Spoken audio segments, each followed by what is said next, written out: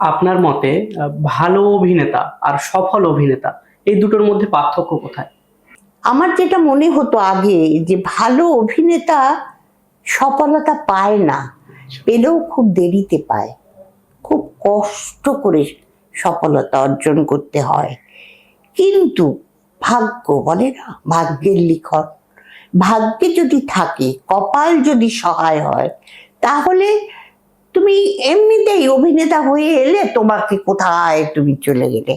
আমি একটা ছোট্ট উদাহরণ দিচ্ছি।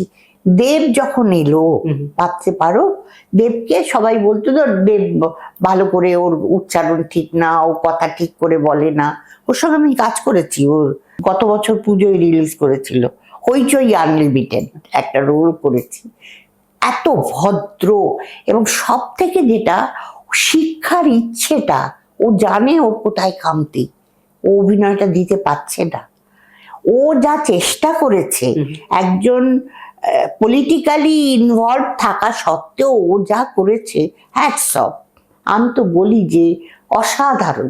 হ্যাঁ, বুম্বাও অনেক কষ্ট করেছিল, কিন্তু বুম্বাকে ওইভাবে তৈরি হতে পারেনি। ও রোমান্টিক হিরো হিসেবে ও লেগে গেল তো গেলই, তারপরেও অভিনয় করতে করতে তার রক্তে রয়েছে ওর, ও বুম্বা সেই জায়গা পেয়েছে, ও লড়াই করেছে।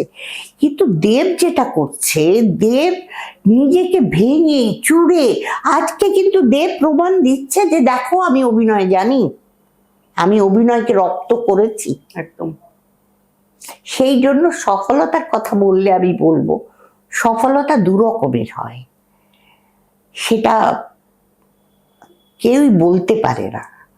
তবে একটা জিনিস, যে এই যে এখন সিরিয়াল টিরিয়াল হয়ে এমন হয়ে গেছে না, যে অভিনয়টা এখন জল ভাতের মতন, কিন্তু আমার মনে হয় তা নয়।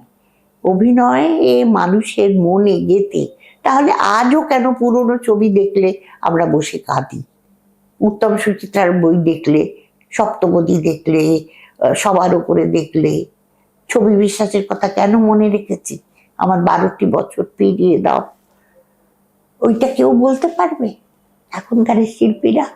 না। সেই জন্যই বলি যে অভিনয়টা আমরা কষ্ট করে শিখেছি। আমার গুরু তরুণ মজুমদার, তিনি আমায় কতগুলো চোখের কাজ শিখিয়েছিলেন। রোম্যান্টিক, যে চোখের দৃষ্টিতে থাকবে শুধু রোমান্স, যে চোখের দৃষ্টিতে থাকবে কষ্ট, যে চোখের দৃষ্টিতে থাকবে অভিমান, যে চোখের দৃষ্টির মধ্যে, কারণ তখন ক্লোজ আপ নিত, আমরা তিনজন বসে গল্প করছি, কিন্তু আস্তে করে চলে গেল ক্যামেরা ক্লোজে একটা চোখের দৃষ্টির দিকে, সে তখন কি ভাবছে। এখন কিন্তু ওইসব ক্যামেরাও নেই, আর ওইসব ডিরেকশন দেবার মতন ডিরেক্টরও নেই। কাজেই দরকার ছিল, আমি তরুণ মজুমদার প্রত্যেকটা সিনে আমাকে এগিয়ে এদিকে আসুন বলে ডেকে নিয়ে গিয়ে আমায় বলতেন যে, হাজবেন্ডের সঙ্গে মারামারি করতেন, গাছে উঠে পেয়ারা পারতেন, সে আজকে তার সঙ্গে সারা রাত আপনাকে শুতে হবে, বিয়ে হয়েছে, এটা ভাবছেন, একটা ঘেন্না, একটা বিরক্ত, একটা এই নিয়ে আপনি তাকাবেন। হয়ে গেল সেই শট, তারপরের শটই বলছেন, কিন্তু এইবার আস্তে আস্তে আপনার 18 ইয়ার্স ওল্ড, 18 বছর বয়সের একটা মেয়ে, আপনি কোনোদিনও পুরুষ সঙ্গ কি, পুরুষ নারীর কি সম্পর্ক হতে পারে আপনার ধারণা ছিল না।